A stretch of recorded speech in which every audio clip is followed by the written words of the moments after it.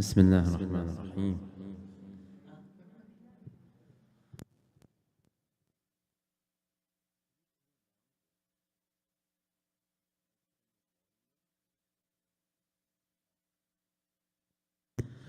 أفلح من صلى على محمد وآل محمد.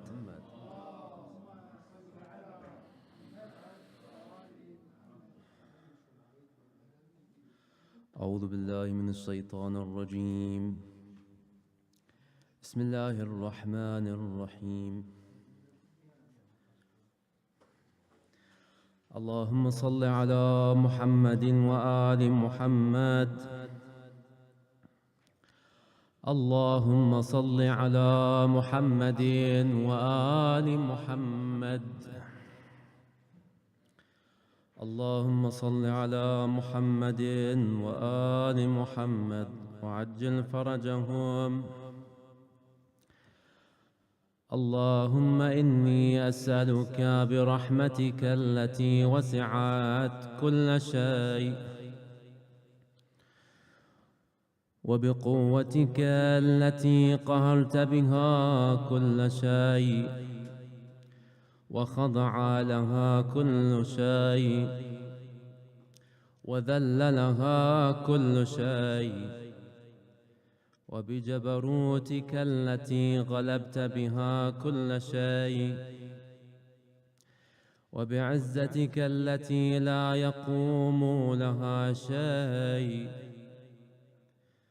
وبعظمتك التي ملأت كل شيء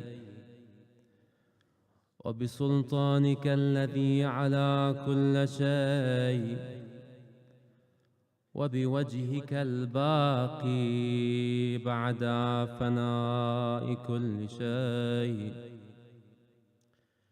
وبأسمائك التي ملأت أركان كل شيء.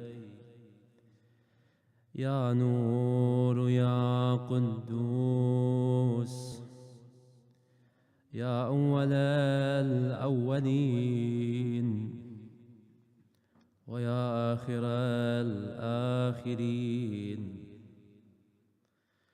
اللهم اغفر لي الذنوب التي تهتك العصام. اللهم اغفر لي الذنوب التي تنزل النقام.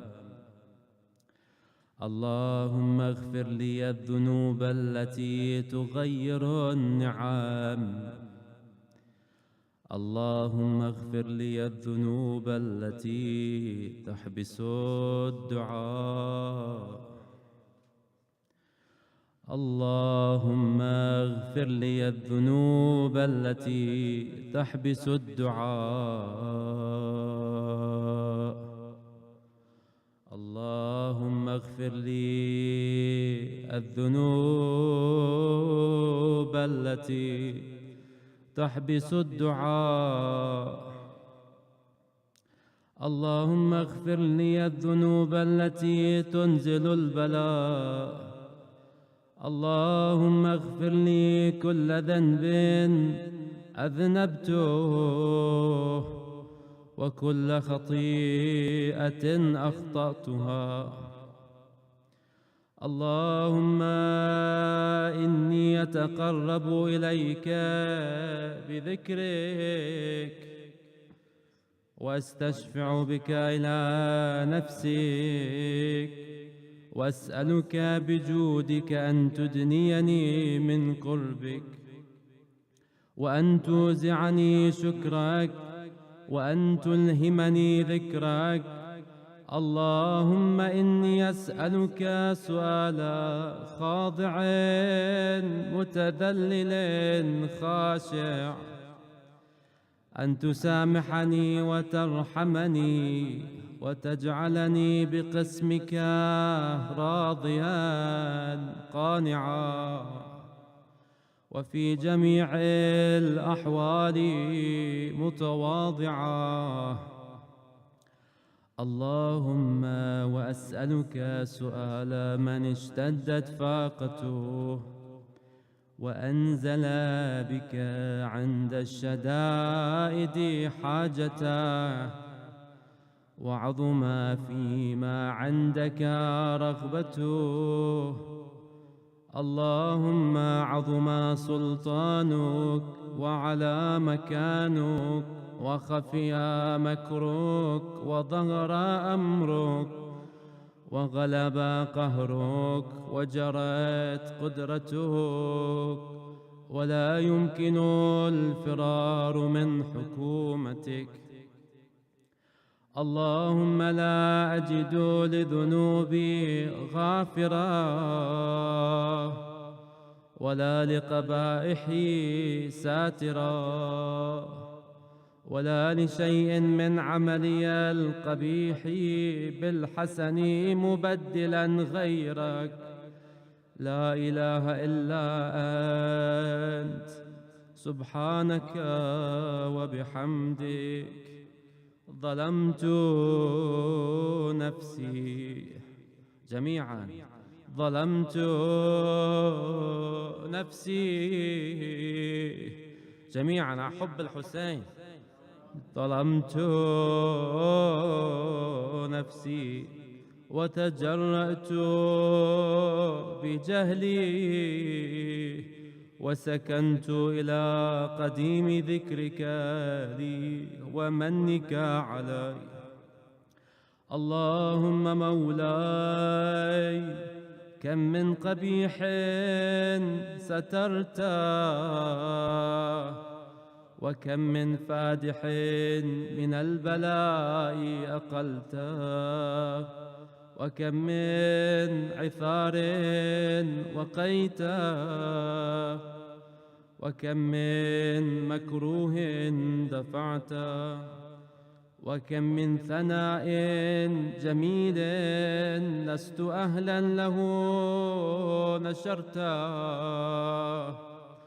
اللهم عظم بلائي وأفرط بي سوء حالي وقصرت بي أعمالي وقعدت بي أغلالي وحبسني عن نفعي بعد آمالي وخدعتني الدنيا بغرورها ونفسي بخيانتها ومطالي يا سيدي.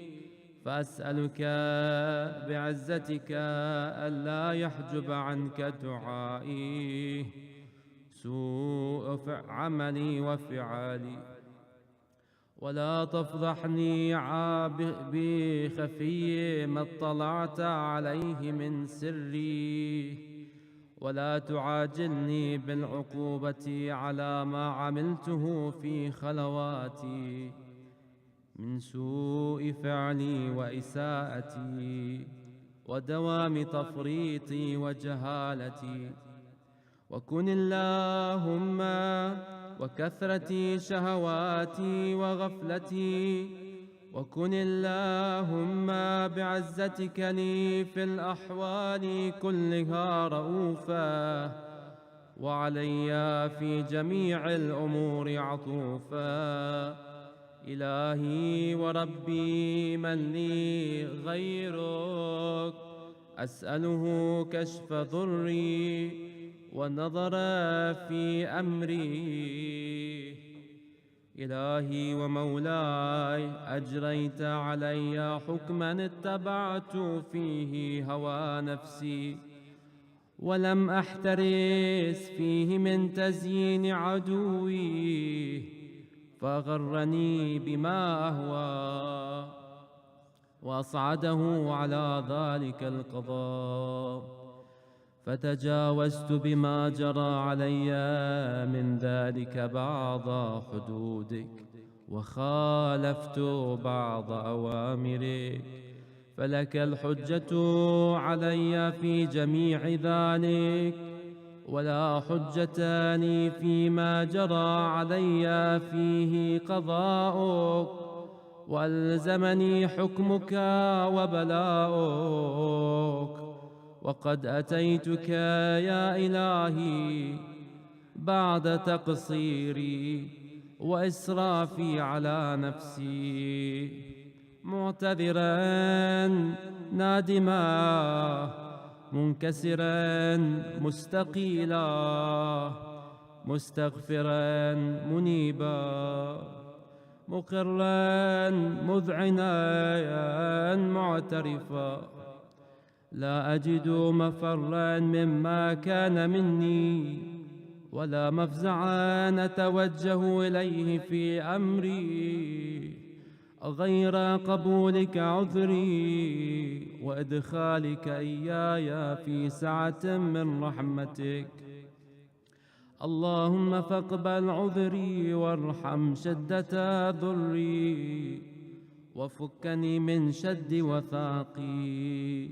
يا رب ارحم ضعف بدني ورقة جلدي ودقة عظمي، يا من بدأ خلقي وذكري وتربيتي وبري وتغذيتي.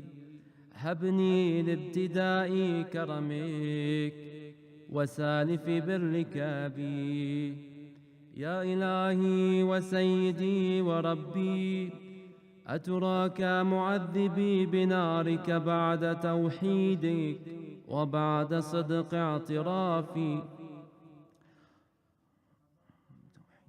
وبعد من طوى عليه قلبي من معرفتك ونهج به لساني من ذكرك واعتقده ضميري من حبك، وبعد صدق اعترافي ودعائي خاضعا لربوبيتك. هيهات أنت أكرم من أن تضيع من ربيته أو تبعد من أدنيته أو تشرد من آويته أو تسلم إلى البلاء من كفيته ورحمته. وليت شعري يا سيدي وإلهي ومولاي، أتسلط النار على وجوه خرت لعظمتك ساجدا وعلى ألسن نطقت بتوحيدك صادقا وبشكرك مادحا، وعلى قلوب اعترفت بإلهيتك محققا، وعلى ضمائر حوت من العلم بك حتى صارت خاشعة، وعلى جوارح سعت إلى أوطان تعبدك طائعة، وأشارت باستغفارك مذعنا. ما هكذا الظن بك، ولا أخبرنا بفضلك عنك يا كريم. يا كريم يا رب، وأنت تعلم ضعفي عن قليل من بلاء الدنيا وعقوباتها وما يجري فيها من المكاره على أهلها، على أن ذلك بلاء ومكروه قليل مكثوه يسير بقاؤه قصير مدته، فكيف احتمالي لبلاء الآخرة وجليل وقوع المكاره فيها وهو بلاء تطول مدته ويدوم مقامه ولا يخفف عن أهله، لأنه لا يكون إلا عن غضبك وانتقامك وسخطك، وهذا ما لا تقوم له السماوات والأرض. يا سيدي فكيف بي وأنا عبدك الضعيف الذليل الحقير المسكين المستكين. يا إلهي وربي وسيدي ومولاي، لأي الأمور إليك أشكو ولما منها أضج وأبكي، لأليم العذاب وشدته أم لطول البلاء ومدته؟ فلئن صيرتني للعقوبات مع أعدائك وجمعت بيني وبين أهل بلائك، وفرقت بيني وبين أحبائك وأوليائك. فهبني يا إلهي وسيدي ومولاي وربي، صبرت على عذابك، فكيف أصبر على فراقك؟ وهبني صبرت على حر نارك، فكيف أصبر عن النظر إلى كرامتك؟ أم كيف أسكن في النار ورجائي عفوك؟ فبعزتك يا سيدي ومولاي أقسم صادقا، لأن تركتني ناطقا لأضجن إليك بين أهلها ضجيج الآمنين، ولأصرخن إليك صراخ المستصرخين، ولأبكين عليك بكاء الفاقدين، ولا أنادينك أين كنت يا ولي المؤمنين، يا غاية آمال العارفين، يا غياث المستغيثين، يا حبيب قلوب الصادقين، ويا إله العالمين. أفتراك سبحانك يا إلهي وبحمدك تسمع فيها صوت عبد مسلم سجن فيها بمخالفته، وذاق طعم عذابها بمعصيته، وحبس بين أطباقها بجرمه وجريرته، وهو يضج إليك ضجيج مؤمل لرحمتك، ويناديك بلسان أهل توحيدك، ويتوسل إليك بربوبيتك. يا مولاي، فكيف يبقى في العذاب وهو يرجو ما سلف من حلمك؟ أم كيف تؤلمه النار وهو يأمل فضلك ورحمتك؟ أم كيف يحرقه لهيبها وأنت تسمع صوته وترى مكانه؟ أم كيف يشتمل عليه زفيرها وأنت تعلم ضعفه؟ أم كيف يتقلقل بين أطباقها وأنت تعلم صدقه؟ أم كيف تزجره زبانيتها وهو يناديك يا رب؟ أم كيف يرجو فضلك في عتقه منها فتتركه فيها؟ هيهات، ما ذلك الظن بك، ولا المعروف من فضلك، ولا مشبه لما عاملت به الموحدين من برك وإحسانك.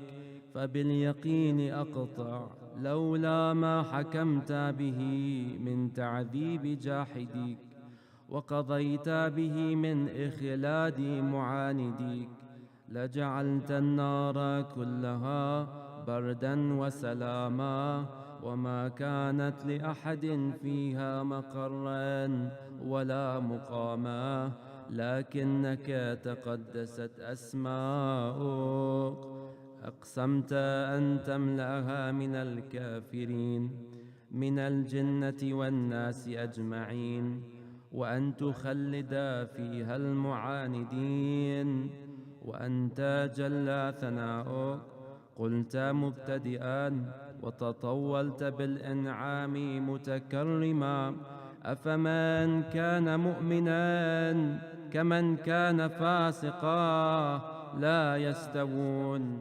إلهي وسيدي، فأسألك بالقدرة التي قدرتها وبالقضية التي حتمتها وحكمتها وغلبت من عليه أجريتها أن تهبني في هذه الليلة وفي هذه الساعة كل جرم أجرمته جميعا، كل جرم أجرمته وكل ذنب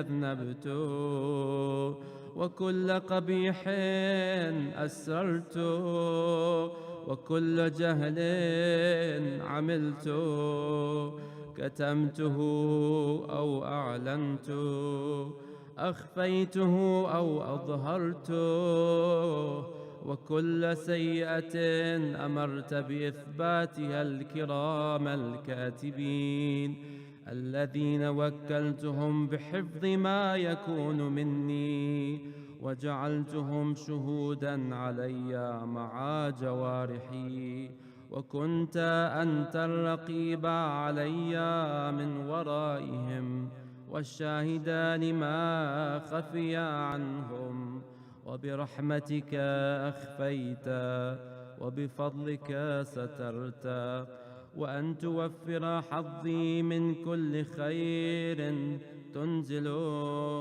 أو إحسان تفضل أو بر تنشر أو رزق تبسط أو ذنب تغفر أو خطأ تستر.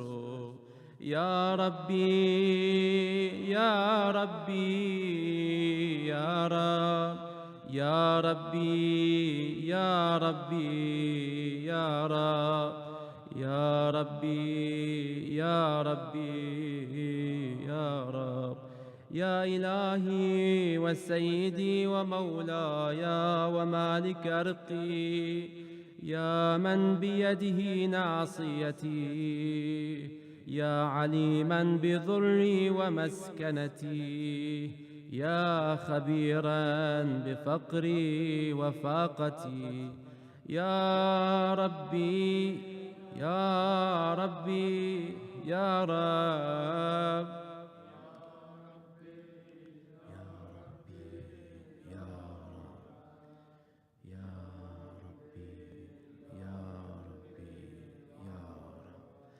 أسألك بحقك وقدسك وأعظم صفاتك وأسمائك أن تجعل أوقاتي في الليل والنهار بذكرك معمورة وبخدمتك موصولة وأعمالي عندك مقبولة، وحتى تكون أعمالي وأورادي كلها وردا واحدا، وحالي في خدمتك سرمدا. يا سيدي يا من عليه معولي، يا من إليه شكوت أحوالي، يا ربي يا ربي يا رب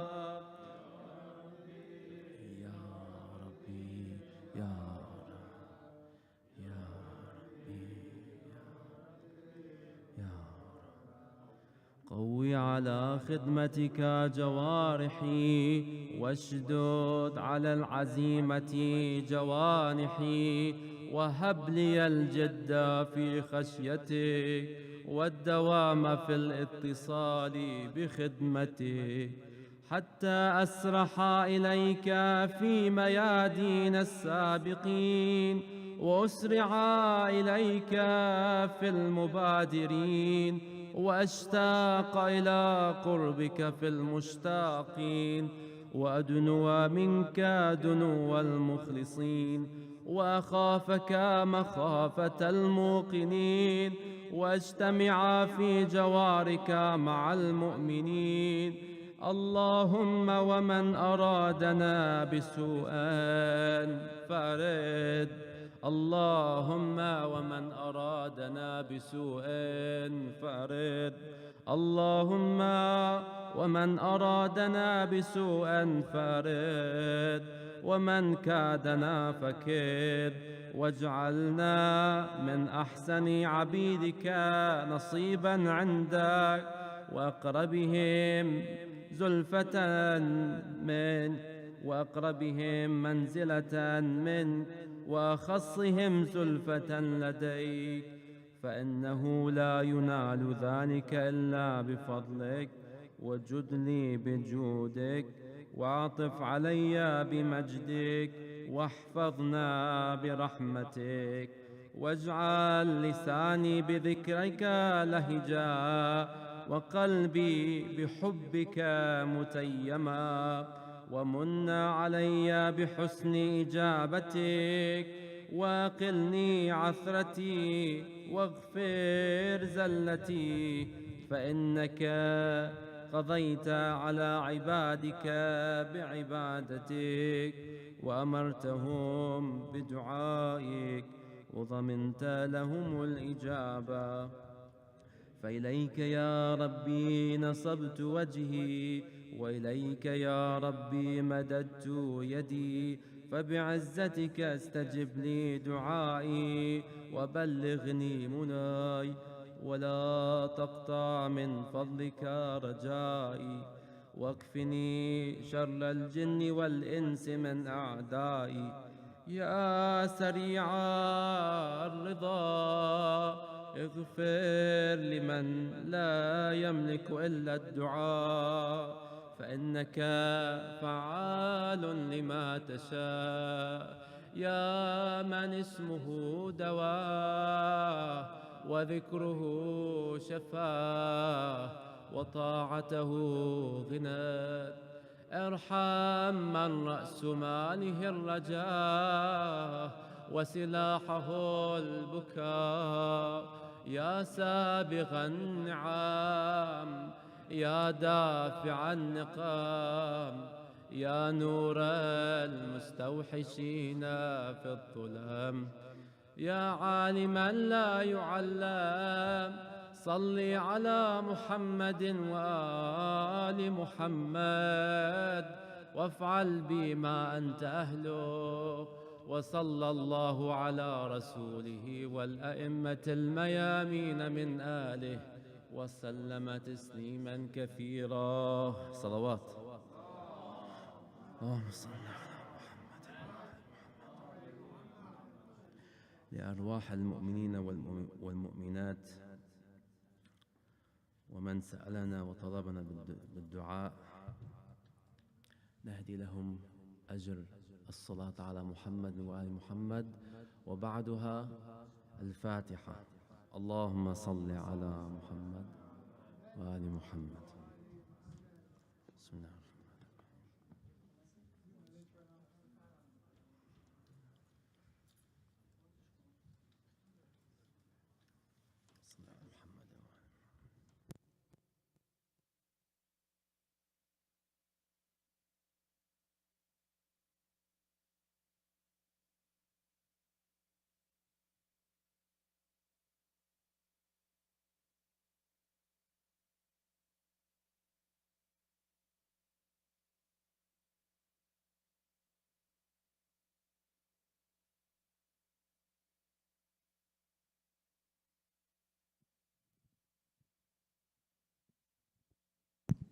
أعوذ بالله من الشيطان الرجيم. بسم الله الرحمن الرحيم. السلام عليكم ورحمة الله وبركاته. Glad to see all of you here tonight. On behalf of Yasin Educational Foundation, I'd like to welcome you all to our Thursday night program, inshallah. Today we are once again joined by Sayyid Abbas Razavian. Sayyid, I didn't catch your title for tonight. Part 2 of last week.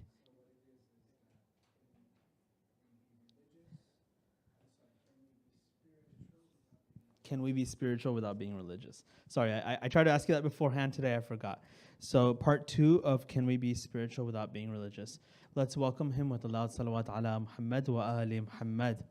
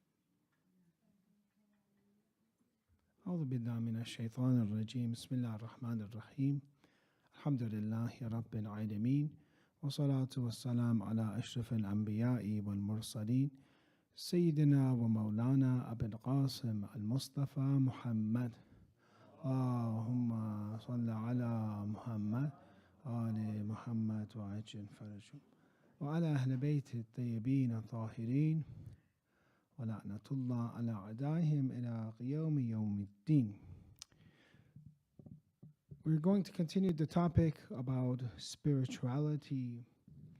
And as we talked about, we said that there was a survey done and there's a trend in the US that people are identifying more as being spiritual as opposed to religious.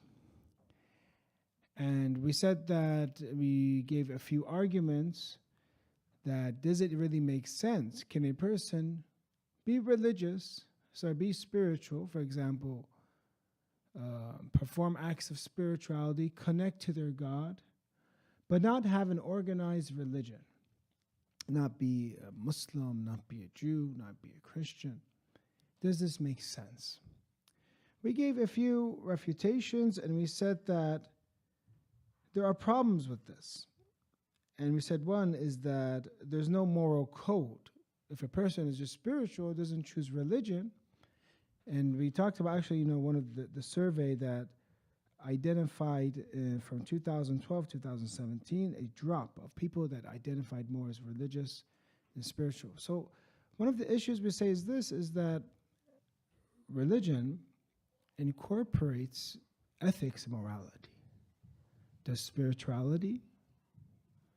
Because when you look at the history and you look at, for example, the Meccans, were the Meccans spiritual people or not? They're polytheists. They're in their ways spiritual. They worship something, right? Did they not? They worship Allah, the Quran mentions, and also deities and idols. They put them in the Kaaba, the holy Kaaba. They had a Hajj that Prophet Ibrahim taught, Prophet Ismail taught. And then from their descendants, they kept changing the way that Hajj was like and made it into a polytheist ritual. So they were spiritual, but were they moral people? No, they were the most immoral of people. So the problem we have is that we have actually our Prophet of Islam, those that attack him are actually people that wanted to preserve their spirituality. They didn't say that I don't want any religion, I don't want any spirituality. They said that actually we don't want you to change our way. So when you examine this and you look at the history of mankind, man has always been spiritual. Man has always reflected and thought about God. But what the prophets came is to bring an organized religion, a structure, to bring submission. So the first thing that we gave last week is that a spiritual person will not be necessarily moral, because for them it's just a way that they're trying to connect to God, and that might be done by yoga, that might be done by taking a hike, and worshiping however they want. But then when there's to do this is haram and this is halal, this is don't do this, don't do that, they say, no, I have a problem with that. I want to connect to God however I want. And I feel great about myself. Yes, a person can feel great about themselves, but does it mean that they're doing what is right? So in this question, I want to just open up a little bit and give a response. We said there is humanism inside it, individualism. Meaning that spirituality is good for many because it serves me. I don't need to serve God. I don't need to serve religion. Spirituality is good because I am benefiting from it. So as long as, I feel great about myself, I go on a hike, I look at the forest and I think about God. And again, these are good things. But then the bad part is this, is that then you say, okay, then I don't need the religion of Islam anymore. That's the dangerous part. That is the bad part. That I don't need religion anymore. I can connect however I want. Look at the story of Shaitan. The story of Shaitan, and one of the first of the sins that happened mentioning in the Quran, was that he did not want to prostrate to Adam alayhi salam. He didn't want to prostrate to Prophet Adam. In mentioning that if you allow me not to prostrate to Adam, I will worship you as nobody else has worshipped you ever. He wanted to be spiritual. Shaitan wanted to be very spiritual, and he was spiritual. But he didn't want to be religion. Religion in this way that we identify it. How Imam Ali alayhi salam defines religion as Islam. Al-Islam huwa taslim. Islam is submission. He did not want to be an abd and servant of God. Therefore, he just wanted to worship God however he wanted to.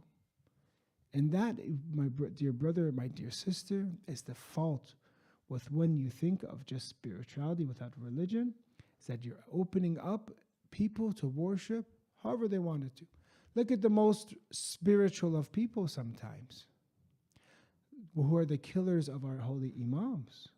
The killer of Ali ibn Abi Talib was a spiritual person, was one that would do many salats, would worship. Ibn Muljam, he was not someone that did not believe in God. He actually believed in God. He was spiritual. But what he lacked, and I'm going to talk about this proof tonight, he lacked logic and intellect.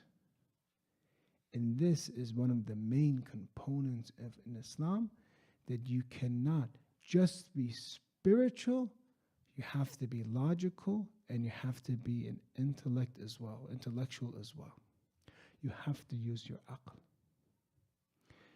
If you want to compare this, it is like a car that has headlights, and the intellect and aql is showing us the path, showing which way to go. Spirituality is like the engine that you go forward. Sometimes if there's a cliff in front of you, should you go forward? Of course not. So therefore, some types of spirituality going forward without the intellect will be like a person falling off a cliff. The Quran mentions some type of spirituality, some types of worship is a great sin. Polytheism is a great sin. It's worship? It's worship of something, but it's known as a great sin because it's done without the intellect. That spirituality that happened in Arabia in the Jahiliyyah time, where they would build an idol, and out of halwa, out of flour and sugar, and they would worship this idol until noontime. Then noontime they would get hungry and they would eat their god. That is something that we laugh about today. We think it's funny because that is spirituality without using the mind, without the intellect. So one of the emphasis that we have in the religion of Islam is how many narrations we have that actually says, look, when you want to approach religion, do not just approach it with the spiritual side. Don't just focus on the spirituality acts. Look at the acts of seeking knowledge, of teaching, of thinking.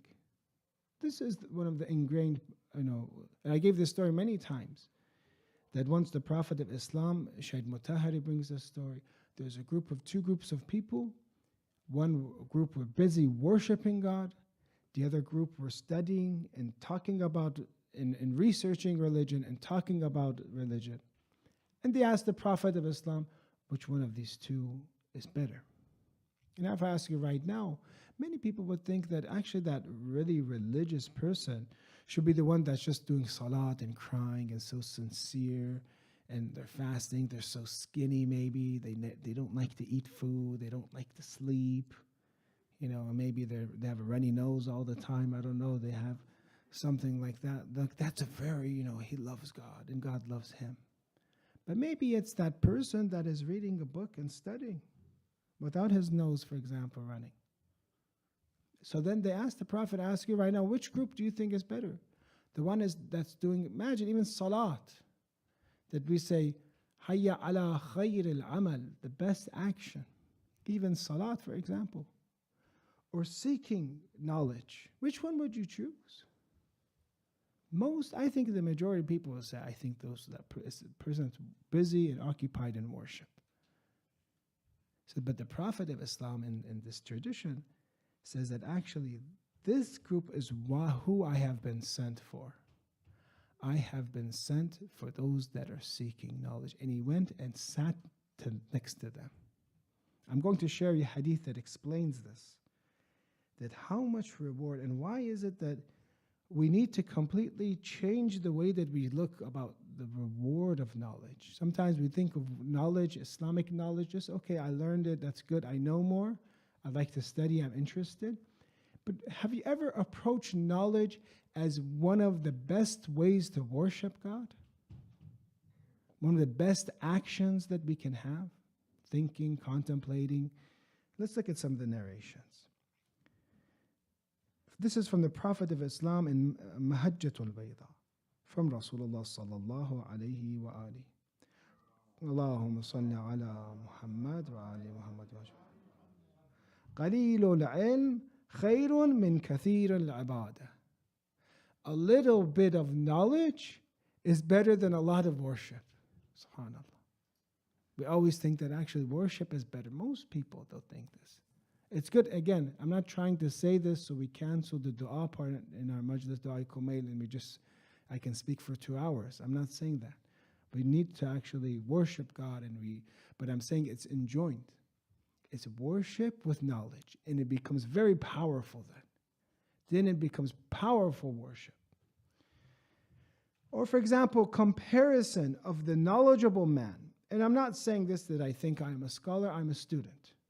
But a scholar, someone that is an alim, al-abid, the virtue, the superiority of a person that has knowledge upon the worshipper. Abid is a person that worships. Alim is a person that has knowledge. كَفَضْلِ الشَّمْسِ عَلَى الْكَوَاكِبِ. The sun, how bright is the sun compared to the stars?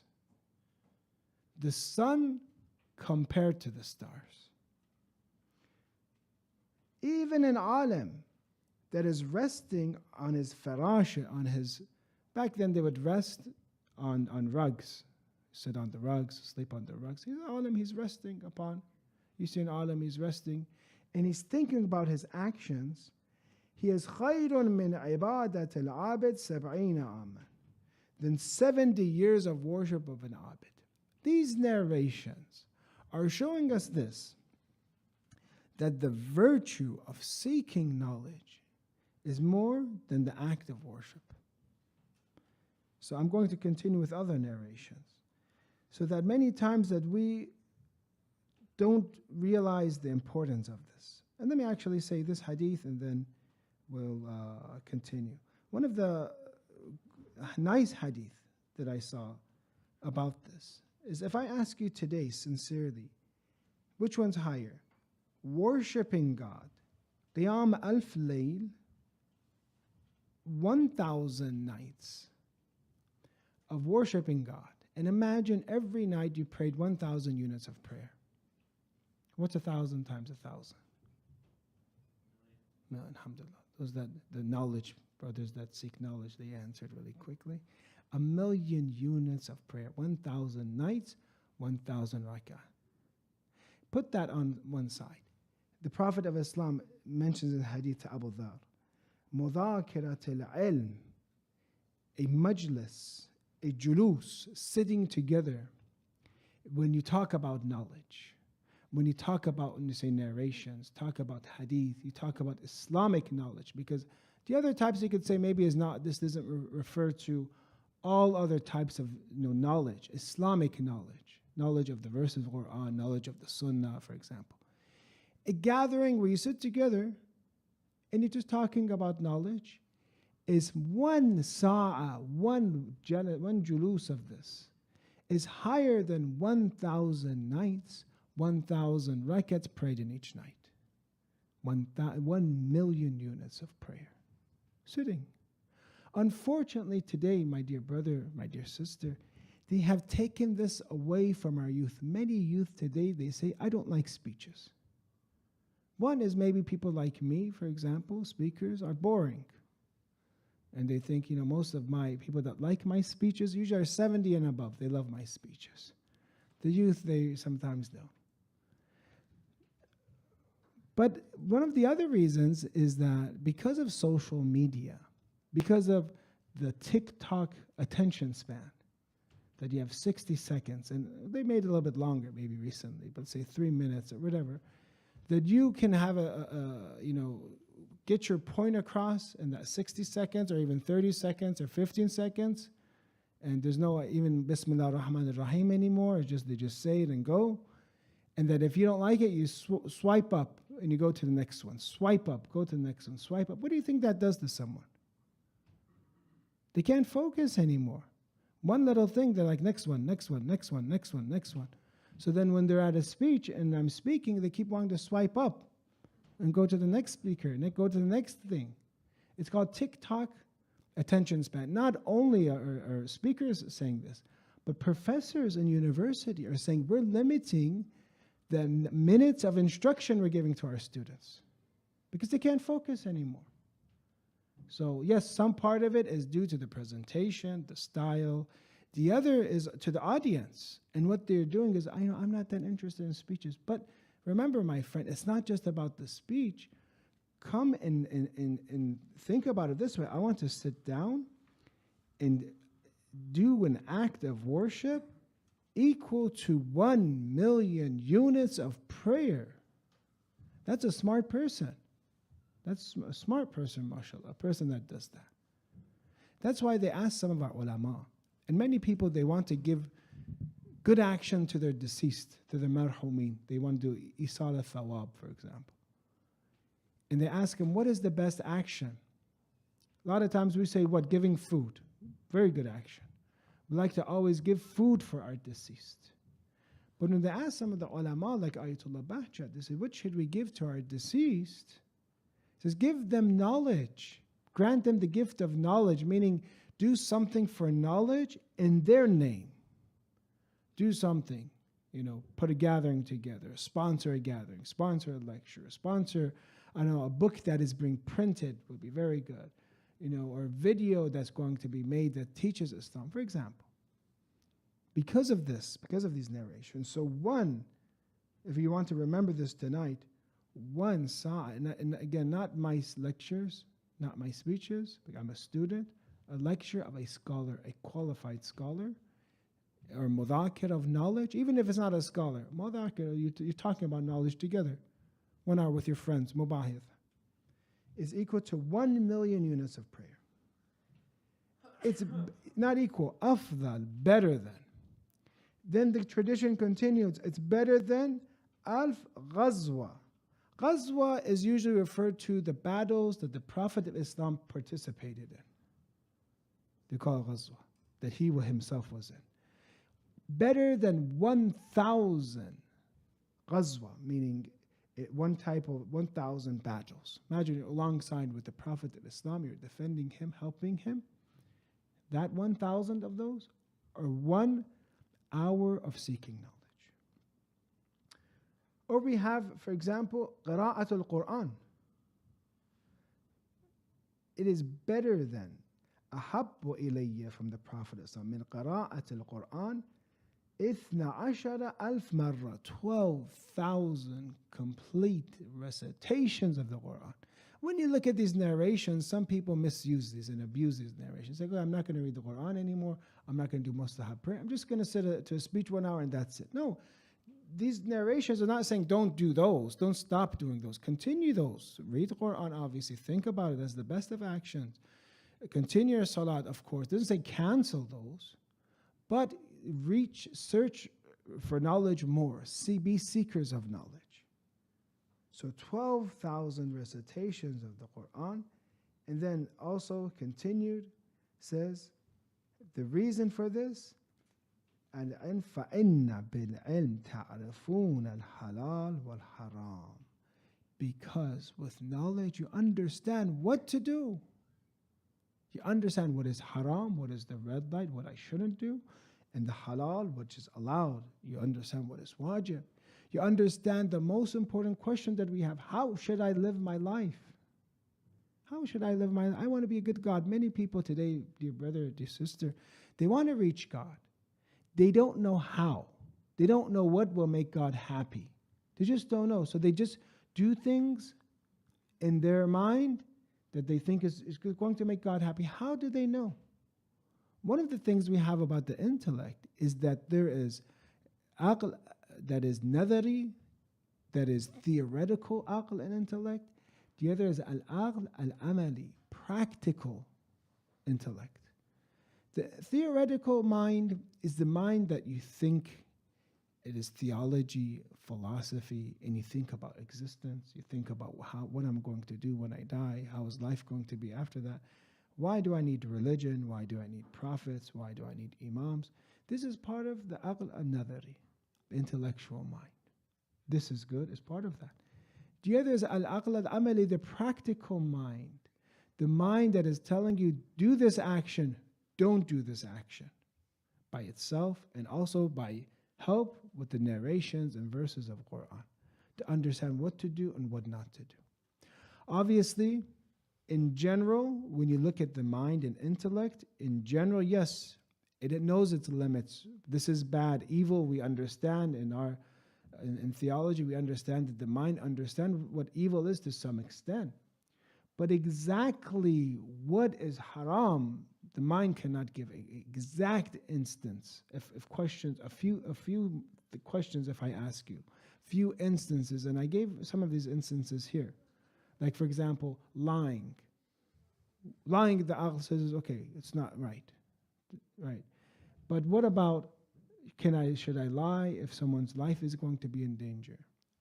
Can I lie if a person's honor, reputation? Some philosophers, for example, in the West would say lying is absolutely intellectually not allowed. There's no instance of a lie that should be allowed. But in Deen, actually it says when you're going to save someone's life, in that case, those extreme cases, don't go please and say it says to lie and after this majlis of knowledge, it says to go and lie. No, in extreme cases where someone's life is in danger, aham and muhim, and also what we have from Deen opens this up and teaches us, and many other cases. So we need the aql and the intellect to understand general things, but also the Quran and the narrations to specify exactly what to do.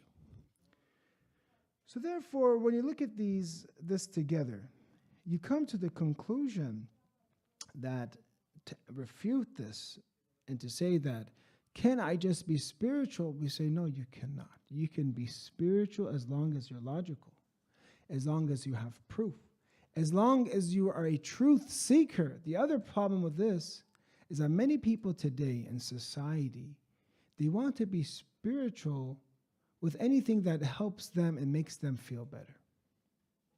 Anything that promotes their own lifestyle, helps them out. They're not truth seekers. Sometimes we might have to do an act that is a very spiritual act, but maybe we don't feel that spiritual in it. Maybe we don't feel that great. Sometimes it's making a tough decision, and that is actually one of the best of actions. For example, commanding the good, enjoining the good, forbidding the evil. A spiritual person they think, okay, no, that's actually something I don't connect to God that way, but that will be our duty. We have duties that maybe we don't feel that exactly spiritual at that time. But again, to understand that religion is teaching us that spirituality and knowledge comes hand in hand, that you have to command the good and forbid the evil. When you look at some of the life of the scholars, and you see that how much emphasis they gave on knowledge and how spiritual they were, we see that what a great combination this is. From the life of one of our great ulama, Ayatollah al-Uzma Abul Hasan al-Isfahani, who was a great scholar in Najaf, maybe around 100 years ago. And he was actually one of the scholars that they only followed him during his time. They say, a very popular marja taqlid.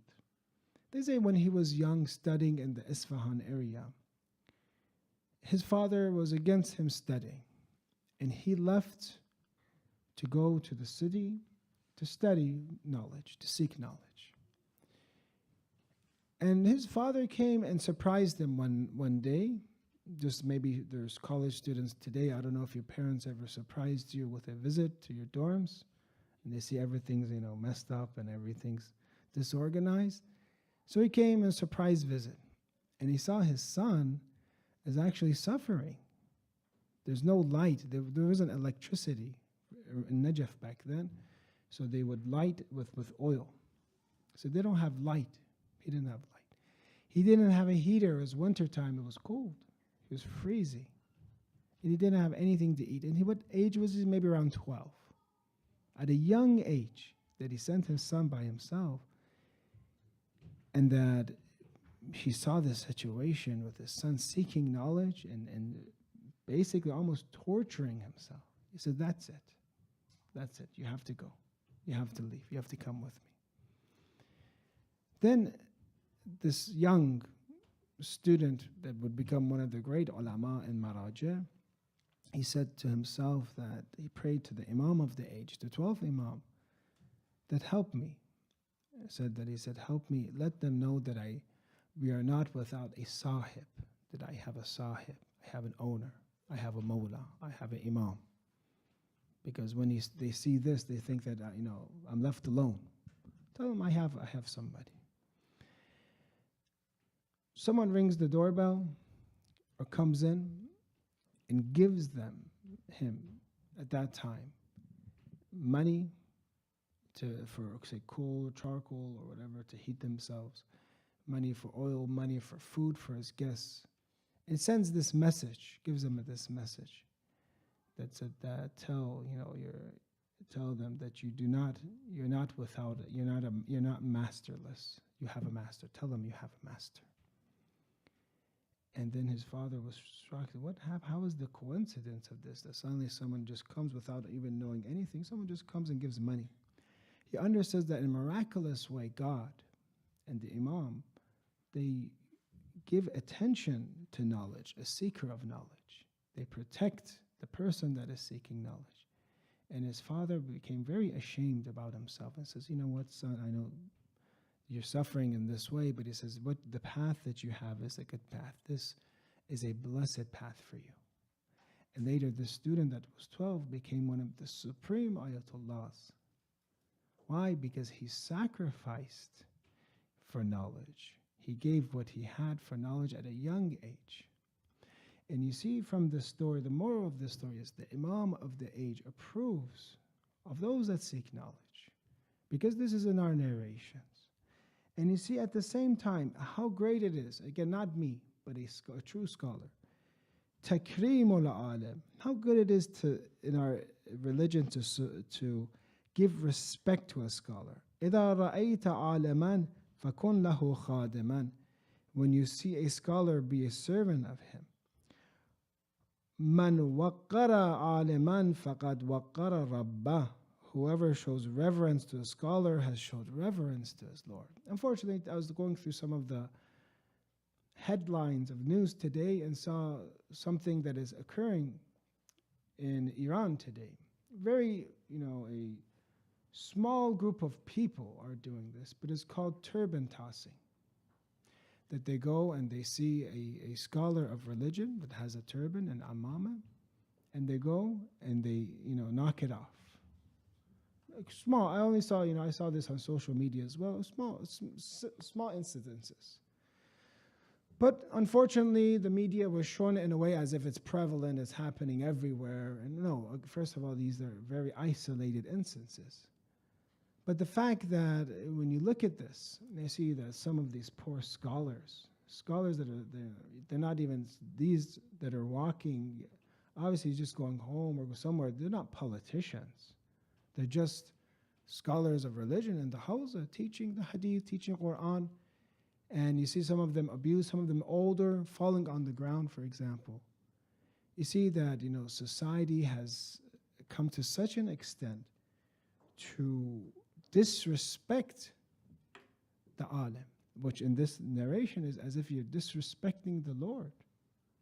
Not that, I'm trying to bring back, what the Catholic Church had to say that the scholars are the medium between, but when you're respecting a scholar, you're respecting knowledge.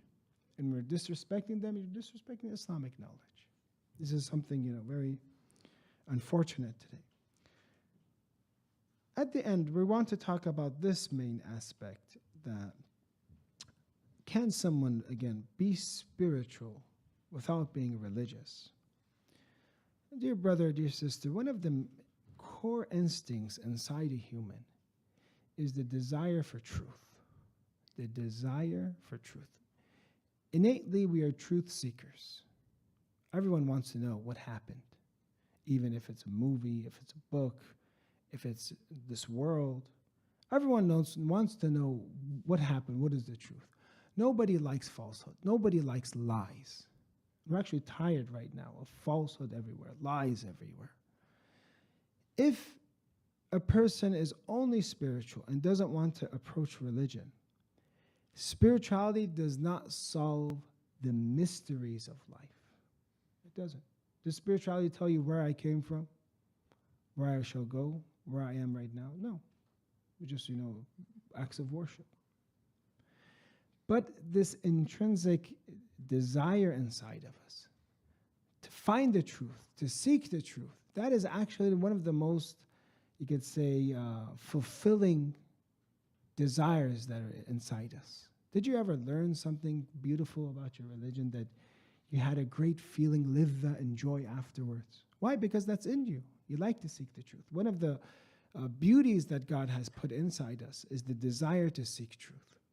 I was mentioning one of the scholars was worried about his family and his children. And he says that, look, I was in poverty. I was suffering in poverty. But I had this enjoyment of knowledge. For me, it was okay. I dealt with poverty because instead, I was learning things that are so great because, especially in theology, you're learning things about this universe, especially in jurisprudence, you're learning how to live life. For me, this was very joyful. I'm okay with it. I was wondering, my wife, my family, they suffered because of me. I couldn't, if I went and found another job, became a businessman, obviously with the intellect that this scholar had, they would be way better off. And in a way, in a dream or whatever, it came to him that yes, they will be rewarded in the hereafter as well because they're supporting you.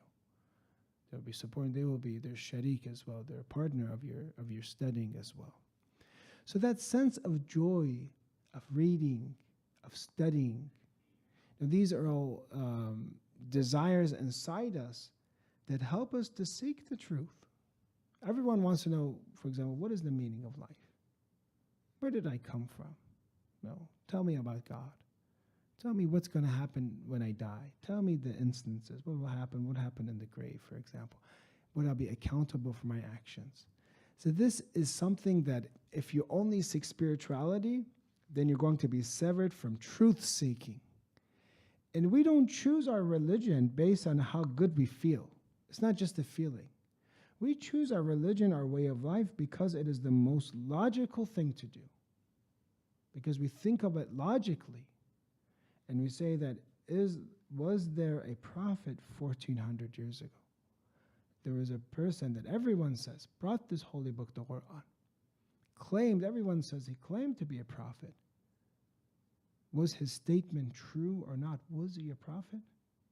People from Jews and Christians were gathering in Arabia waiting for the final prophet. There's a person that claims, I am the final messenger of God. So spirituality says you worship God however you like. But a religious person seeks the truth, sees that holy person's statement, the Prophet Islam's statement, and looks at it and says, what is his message? And he looks at the society that he was in, he says, it's impossible that such a beautiful message, complete message, can come out of this society at that time and age. It's impossible. It is, for example, like a child. If a child, for example, a first grader, starts writing like Shakespeare, that level is just too advanced for that person to write Shakespeare, for example. And Shakespeare, not Shakespeare, Shakespeare. In the same way the Quran, the instructions of the Holy Prophet, the same way that the Arabs at that time, they were into poetry, and they see that the best type of poetry, best type of miracle comes from them. They cannot say anything about it. They say, this is sihr, this is witchcraft. So we use the intellect, and the intellect teaches us to discover the truth. Why are we created? What will happen to us? this message, this statement from this person 1400 years ago that claimed that he was a prophet, was he really a prophet? Yes or no? So therefore, we put away how we feel, our bias, every emotion that we have, any benefit that we have, and you look and you research religion, in its full way, objectively, and you come to this conclusion. And then, my friend, when you put spirituality and knowledge and logic together, it becomes one of the most beautiful of things. Such a thing that the sister of Ali ibn Musa Rida had, Lady Fatima al-Ma'suma, who last week was her, they say her wafat, traditionally they take as her demise. That this, around 28 years old, the sister of the Holy Imam, that many narrations from Imam Sadiq before she was born, from 3 different Imams, others possibly, that you see that in this way that they brought, she was a muhadditha, she presented knowledge, she was a mu'mina, she believed, and she traveled all the way from Medina. Imagine an unmarried person traveling all the way, lady, all the way from Medina to Merv, Turkmenistan. Imam Rida was in modern day Turkmenistan. Mashhad is where he's buried in Iran, but in Turkmenistan, which is possibly, a few 400, 500 kilometers, 300 miles farther from Mashhad, to take this dangerous journey to meet her brother. And she was the completion, as he said, the narrations say, whoever visits her arafan bihaqqi, with knowledge of the status she has, will enter heaven. Why? Because she has that potential, that capability to wake a person up, to connect them with God, as long as they have that connections, to connect them to God, to make them heavenly. But obviously this narration is for a person that is very holy, a person that is the center of one of the most important Islamic seminaries in the world today, which is Lady Fatima Asuma, one of the daughters, a lady that all our great scholars and clergymen come very humbly and kiss her shrine and do ziyarat of her shrine. And Al-Ma'asuma, a lady that had this title attributed by Imam Rida, Al-Ma'asuma, a person that is infallible, meaning that did not sin, because of the knowledge she had, because the spirituality had, that today that we remember her, when you put these 2 things together, knowledge, spirituality with knowledge. As we said, those headlights to know the direction, and you use spirituality as the engine to go forth, this will be the best way. So to answer the question, can a person just be spiritual without being religious? No, they cannot. And we have refutations, and one of the main refutations we gave tonight is that religion promotes a person to be intellectual. The religion of Islam promotes a person to be intellectual, and that some of the acts of seeking knowledge, 1 jalasa julus, is equal to 1 million units of prayer. So the last advice I have, and we'll end, is what can we do to be more knowledgeable? What can we do to seek and be serious? And every time that there's a majlis of knowledge that we can inshallah participate. One of the ways that I recommend for you is to keep up with a class. Try to attend a class. There are many classes that Yasin offers weekly. There are other classes and other seminaries that I know in the East Coast right now. In Canada, they're online. Take classes. Not only just read by yourself. Attend a class, because you'll be forced each week to attend. You sign up for it, and they'll give you knowledge that is much more deeper. It'll raise your literacy. The problem is many people, their Islamic literacy is low. If they approach the texts, they approach Islam, they won't know much about it. But when you have those tools to raise your literacy, then you can study things in a different way. So my first recommendation is to try to seek a class that will raise your Islamic literacy with a teacher that you like, a speaker that you like, and they're all over. You can sign up or see when they start, and sign up. Two is to continue to look at seeking knowledge as one of the best actions that we have. As we said, 1,000 units of salah, 12,000 recitations of the Quran. To keep coming to programs, not just here, anywhere else. That weekly program that you go approach it with this intention that, God, I'm going to perform this act of worship that makes you so happy. And while you're attending it, attend it as I'm getting close to God. This is taqarrub qurbatan ilallah. It's active worship. And see how much our religion emphasizes this. Inshallah, Allah will give us, Allahumma zidni ilman, God give me, inshallah, knowledge, grant us knowledge, inshallah, ilman nafi, ilm that is beneficial for us, inshallah. May Allah forgive our sins this Thursday night, inshallah, replace them with good action. May Allah bless the souls of our marhumeen, those is Thursday night that we remember them, inshallah. May Allah give shafa and cure to all those that are sick. May Allah give stability to those that are in seek of stability. May Allah expedite the return of our Imam, the Imam of the age, and make us of his companions with his salawat ala Muhammad wa ali Muhammad. Wa salli ala Muhammad wa ali Muhammad. I'm afraid to ask if there's any questions because then I won't know the answer. Then you say, well, how come he didn't read enough? Okay. If it's a straight ball, no curve balls or knuckle balls, just a straight. Okay, it's okay. Okay, doctor. Stop now. No.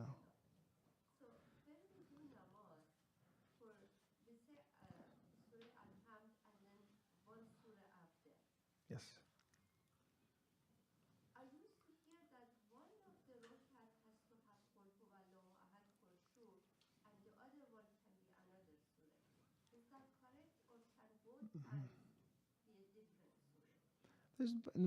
From what I remember, there's recommendations that your salat should have Qul Huwallahu Ahad in it. Those are mustahab.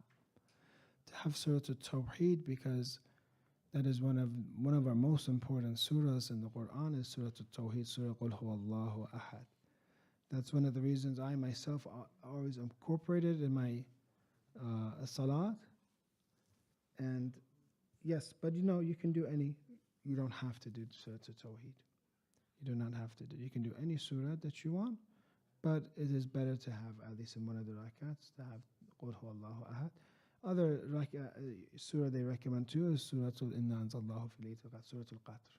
So a lot of the people that you see, they only recite usually sometimes only these two, Surah Al-Qadr and Surah Al-Tawheed in their salat. But of course you can do it. These are just recommended. Someone wants to do another surah, you want to do Surah Baqarah or something in your salat, go ahead. You can do that, inshallah. Just make sure that you're not an imam. I won't follow you then. If you do Surah Baqarah, I can't. My legs won't allow me. Yes, inshallah. Short surahs, inshallah. Yes. So any other? That was okay. That was a good one. If maybe you can ask another question if it's easy. I know. Okay. I'll be here at your service. If you have any questions, always just call me. And if you want to have any questions, I'll answer them. Please recite salawat ala Muhammad wa ali Muhammad.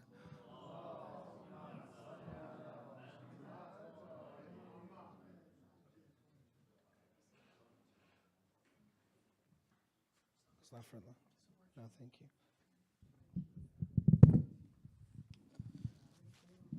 For the well-being of Sayyid Abbas and his family, please recite salawat ala Muhammad wa ali Muhammad.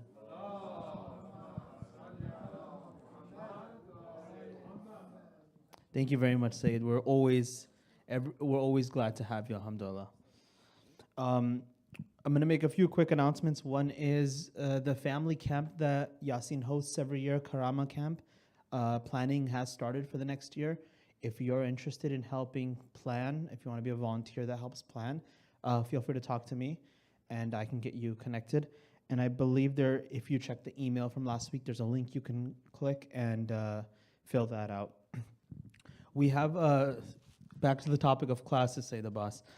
We have classes available One thing I would recommend, if you're on Instagram and you don't follow Say the Boss, please follow Say the Boss. I know he will never say it himself on here. Go ahead and follow him. He offers a class every Saturday morning, and it's a great, easy way. I know sometimes I'm like making breakfast or something, or with my kid, and I throw it on in the background. It's always great to have that little notification pop up and be like, the class is starting. So usually, so make sure you follow him. I think his handle is Say the Boss Razavian with underscores. And then there is also a Sunday morning class with Hajj Kauthar. The two topics he's covering currently. One is how to approach the Quran, and two is knowing the Imams. Starts at 9:30. Once again, the information is in the email. And if you would like to have office hours with Say the Boss, you can also take a look at the email and fill that out. I've said the email multiple times. If you're not subscribed to the email list, and if you want to get a regular emails and see what programs we have happening as well as other extracurriculars, you can register on yasined.org, and it's all the way at the bottom. If you need help, let me know and I can help you find it so you can get registered, inshallah. We will, inshallah, end with dua al-hujjah. Sallu ala Muhammad wa ali Muhammad. اللهم صل على محمد وآل محمد. بسم الله الرحمن الرحيم. اللهم كن لوليك الحجة ابن الحسن صلواتك عليه وعلى آبائه في هذه الساعة وفي كل ساعة وليا وحافظا وقاعدا وناصرا ودليلا وعينا حتى تسكنه أرضك توعا وتمتعه فيها طويلا برحمتك يا أرحم الراحمين.